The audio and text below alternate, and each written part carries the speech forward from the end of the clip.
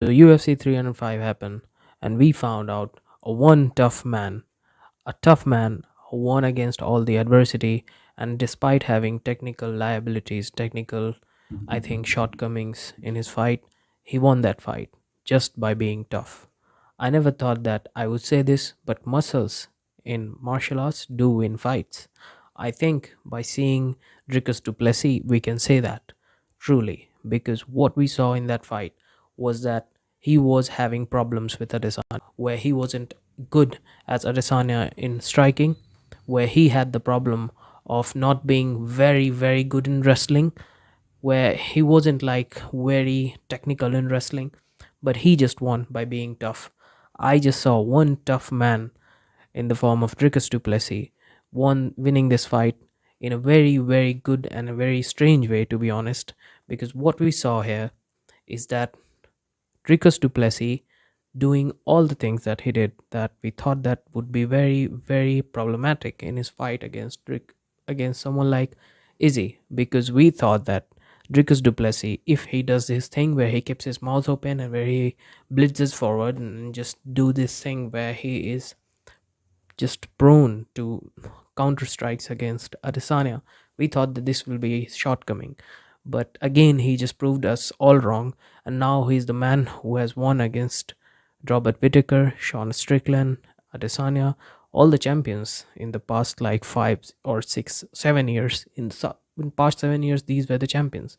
Despite having those so-called technical liabilities, yes, they are actually technical liabilities, because what we saw is that Dricus Du Plessis was having all the shortcomings where he was having his mouth open when he was blitzing forwards.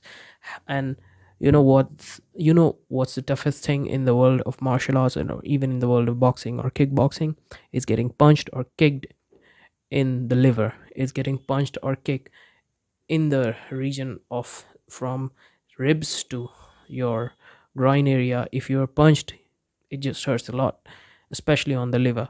And Adesanya did that, and this was the best version of Adesanya that I have seen in the recent history. Don't get me wrong. I think Adesanya just did played a very perfect fight, and he did very, very well by targeting Dricus Du Plessis' body, because Dricus Du Plessis has this guard where he was covering his face and he was trying to march forward by doing this. And then when he was pulling himself back, he was doing the same thing. He's covering his head. So what Adesanya did is that he punched in the body. So that was a very good thing from Adesanya, and I think Adesanya managed to do this thing where he was trying to have a very technical fight. And we always blame Adesanya for moving backwards and doing those counter striking things. And if the opponent isn't like that much attacking, then he has a very boring style of fight. In this fight, it was different. It was Adesanya who was moving forward. So I think that Adesanya thought that he won't be able to. His boxing class or his kickboxing class would be so far superior, so far overmatched against, so far superior as compared to Dricus Du Plessis, which it was, to be honest. But he didn't thought that he would be able. I mean, he wouldn't be able to put away Dricus Du Plessis with his superior boxing or kickboxing. I thought that he thought that I thought that Izzy thought that Dricus Du Plessis will fall down with such extreme, such technically superior kickboxing style of Adesanya. It wasn't the case. Dricus Du Plessis actually resisted that, and I thought, I think I saw Dricus Du Plessis grimacing. I thought that he was doing this face where he was so badly hurt that he was thinking about, like taking a knee or something like that, because of the punches in the body of Adesanya. I think Adesanya did that very well. He read this fight well, and he did everything right in this fight. But the problem was, and even though Adesanya was landing those uppercuts, yes, uppercuts by Adesanya, like I said in my previous video, were good. But the problem here is that Dricus Du Plessis is one tough person. I think he's the toughest person in the recent history in the UFC. I've never seen someone just having this, like he was tired. It just, we know that Dricus Du Plessis lies when he says that he has that problem with his septum, and after doing that surgery, he is no more having that problem of, like, he having those problem where he's getting tired in the ring. I think it still has that problem because after the third round, after the second round, even we saw the Dricus Du Plessis was breathing heavy, and I think it's just a problem of having huge muscles in your body. If you have those much huge muscles, it requires oxygen, and those oxygen can drain you out. Having and breathing so heavy, he was breathing heavy, and then he was just being good. I mean, he was just being tough, and he just finished Adesanya, and he was the first man to finish Adesanya. That's just a very, very good accomplishment for someone.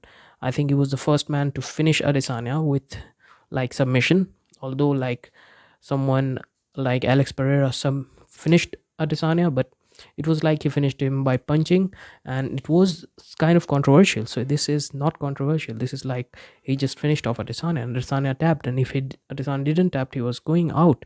And Dricus Du Plessis, I think it is just goofy. I think it is strange. I think Dricus Du Plessis is now the champion, and he is now the correct champion. I mean, he's the rightful champion, and it just hurts seeing someone like that, not so technical in the martial arts, being a champion in the world of mixed martial arts. But he is a champion. The reason why, I think he's so tough. He's the toughest person in the UFC right now. And I think even though he's hurt, even though he's tired, he will keep coming forward like a zombie. And I think he's like a zombie, to be honest. People don't people give credit to only the Korean zombie. I think he's the zombie of our generation of martial arts, this current generation of martial arts. So I think he's very different, and I think he will be a champion for a long time. I'm just giving you a quick prediction of the future. He will become a champion for a very long time just because he's so tough, and he will improve in his kickboxing, of course. I think he will be a champion for 2 or 3 more years. If he fights Sean Strickland, let's just see that match. But after that, I don't see anyone winning against his toughness. So that's it for the video. If you like the content where people talk about martial arts, you can follow me. I'm making content for like 4 years right now, but not having that much subscribers. But I just do it for fun. I just do it for, like it's my one of my childhood things where I watch martial arts, where I watch UFC. So I just want to talk about those things, but I don't have any friends in my real life who watch martial arts. So I just said it on the internet on YouTube. So if you like such content, please like, share, and subscribe. Peace.